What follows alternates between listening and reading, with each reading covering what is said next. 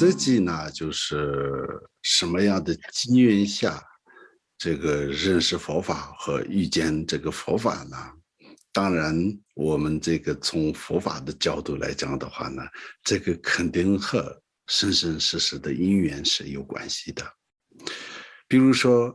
有一些说法啊，今天我们遇见莲花生大师的教法，有可能是当年1000多年前，莲花生大师就是来到西藏，那个时候就是这个传法现场的一个蚂蚁或苍蝇，至少是有一种因缘的一个机缘成熟的情况下，就遇见佛法。但是呢，我个人呢，就是这一生的这个遇见佛法和认识佛法的这个过程呢，因为我自己的背景是一个藏人，藏人的99%的整个的文化、生活、生态都是本身就是一个佛法的环境。而且我也刚好那个时候在藏地就改革开放开始的那个时候，所以大家都积极开始要重建寺庙、学习佛法的那样的一个时段，这是一种应该说是不幸中的一个大幸。所以呢，从父母和从邻居、从部落，上上下下都是这个有一个浓厚的这个修行和学佛的一个这样的一个气氛，所以我呢不知不觉，这个就是也是我的信仰，也是我的生活，也是我的文化，这是大概是我遇见佛法的这个过程。哦，这个影响呢，确实是特别大，因为从情感上来讲的话呢，佛法除了我的信仰，也是我的文化啊。所以可能会从小这样的一个环境和背景，所以就我觉得非常根深蒂固的。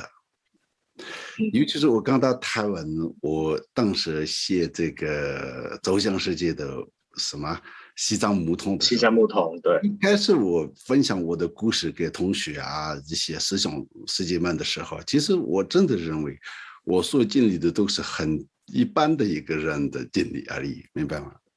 但是在台湾比较那样的一个报道，比较不一样的地方长大的，很多人就是有点难以想象，无法理解。因为我是从小很贫困，然后这个去学习佛法的时候，其实可以称得上苦行这样的一个，并不是我的毅力太强，但是因为环境太有局限的一个环境，所以这个是非常辛苦的一个环境。再加上呢，就是甚至就是那种监禁啊，还有这个跨越喜马拉雅山脉，对对，我所有的经历都是比较不一样。那后来呢，我自己的人生也有各种变化，所以我这个人生当中的经历是可以有一定程度的戏剧化性。确实，但是呢，我现在就是时时刻刻，我算不上是我的修行境界多高，但是呢，我觉得都是很欣然接受，很自然，而且过去的任何都几乎在我的心里没有什么阴影或者留下的什么这样，都是好像就是这样，所以呢，就是有可能是不知道怎么形容，就是天天都是这种。笑嘻嘻的，就是内心是很快乐的。我觉得这个是，而且，无论任何看到什么外在的，自己身上都是看得开，想得通。我觉得这也是佛法的一个影响啊。从生活面来讲，那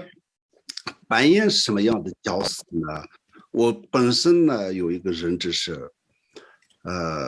在我们的这个无论是年轻人或者这个整个社会来说，我们生活有两种生活，就是一个是精神生活，一个是物质生活吧。那精神生活信仰佛法的这个主要的教导的慈悲和智慧，无论你能吸收多少，这是你的事，但是也扮演了生活的一半的角色，对，这是我的看法。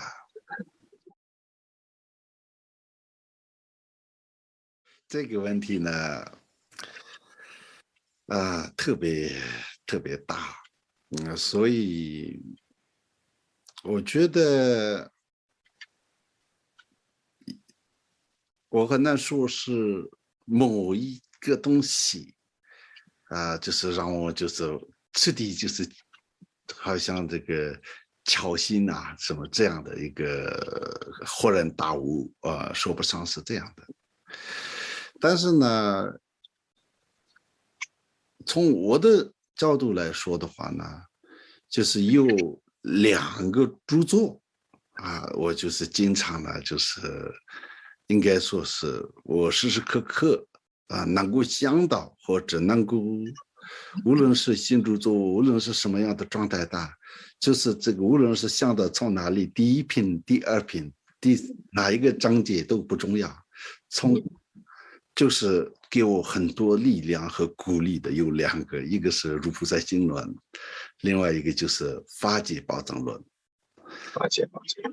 那这2个呢，我自己也从小一直念的嘛，所以呢就比较熟。我就有时候想到那一句就是句子，有时候我甚至呢就是我遇到的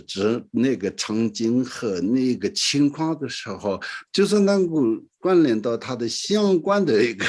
这个寄送部分，然后就是这2个放在一起的时候，就是给我一个很大的力量这个就是经常我自己当然这也是我的一个修行的方式。